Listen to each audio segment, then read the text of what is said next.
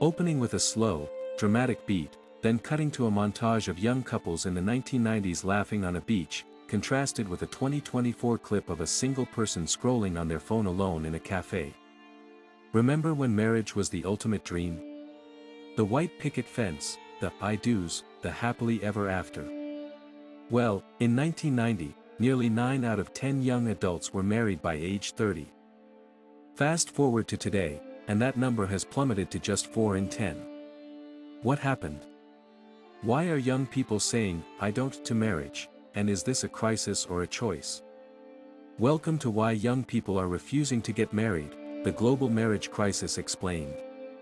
Today, we're diving into the data, the psychology, and the societal shifts that are redefining love, and if marriage is even in the picture anymore.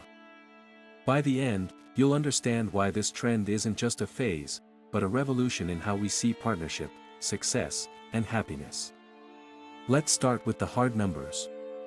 In the US, marriage rates have dropped by 60% since 1970. In Japan, over half of never-married adults in their 30s say they prefer single life.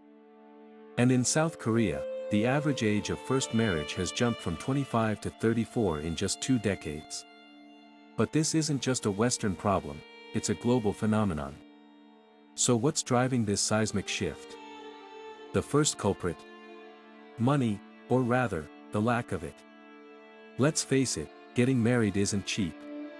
The average wedding in the US now costs over $30,000. That's more than a year's rent in many cities. And for young people already drowning in student debt, climbing housing prices, and stagnant wages, the math just doesn't add up. But it's not just about affordability, it's about priorities. In a 2023 survey, 72% of young adults said they'd rather spend money on travel or experiences than on a wedding. Why? Because experiences create memories, not debt. And in a world where social media glorifies flexing, financial freedom, marriage often feels like a luxury many can't afford. Then there's the career obsession. In the 1950s, getting married young was almost expected, it was part of the American dream pipeline. But today, young people are delaying major life milestones to focus on their careers. A 2024 study found that 63% of college-educated millennials prioritize career growth over marriage. Why? Because in a hyper-competitive job market, stability isn't guaranteed, and neither is a partner who can keep up. And let's not forget the pressure of perfection. Social media has warped our expectations of relationships. Apps like Instagram and TikTok sell us a fantasy, the flawless couple, the dream wedding, the couple goals lifestyle. But the reality? Many young people are opting out because they've seen too many marriages crumble under the weight of unrealistic expectations. But is this all just fear, or is it something deeper? Enter the rise of relationship minimalism. Young people today are redefining what partnership means. They're not rejecting love, they're rejecting the traditional script. Cohabitation is up 75% since 2000. In Sweden, over half of couples live together without getting married. And in the US, living apart together relationships, where partners maintain separate homes, are becoming more common. Why? Because young people want flexibility. They want to focus on personal growth without the constraints of marriage. They want to avoid the emotional labor of societal expectations. But is this a good thing?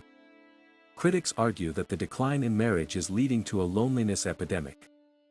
In Japan, hikikomori, people who isolate themselves socially, has surged, with many citing a lack of romantic connection as a factor. In the US, the Surgeon General has called loneliness an epidemic, with young people being the most affected. And what about children? Marriage has long been tied to family structures. But today, 40% of US children are born to unmarried parents. While this isn't inherently negative, research shows that children in stable two-parent households often have better outcomes. So is this trend creating a generation of kids growing up in fragmented families? The truth is, the decline of marriage isn't just about numbers, it's about culture. We're living in an era where individualism is king. where financial independence is celebrated, where the idea of sacrifice for a relationship feels outdated, and where the stigma of being single past 30 has vanished. But here's the paradox: while young people are delaying or rejecting marriage, they still crave connection. The dating app industry is booming, with Gen Z spending more on subscriptions than any previous generation. The rise of situationships and friends with benefits shows that people are still seeking intimacy, but on their own terms. So, is this a crisis or an evolution? The answer might lie in how we define success. For previous generations, marriage was the ultimate milestone. But today, young people are prioritizing mental health, financial freedom, and personal fulfillment over traditional milestones.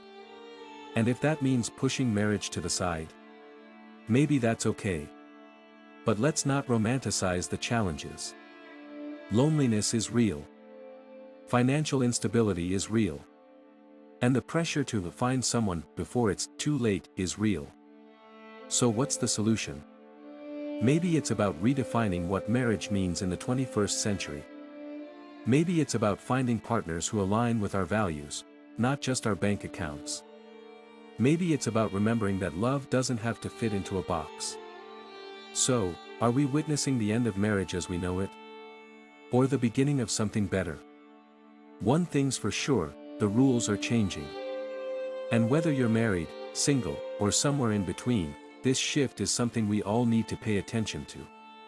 What do you think? Is the decline in marriage a sign of progress or a cause for concern? Let me know in the comments, and don't forget to like and subscribe for more deep dives into the trends shaping our future. See you in the next video.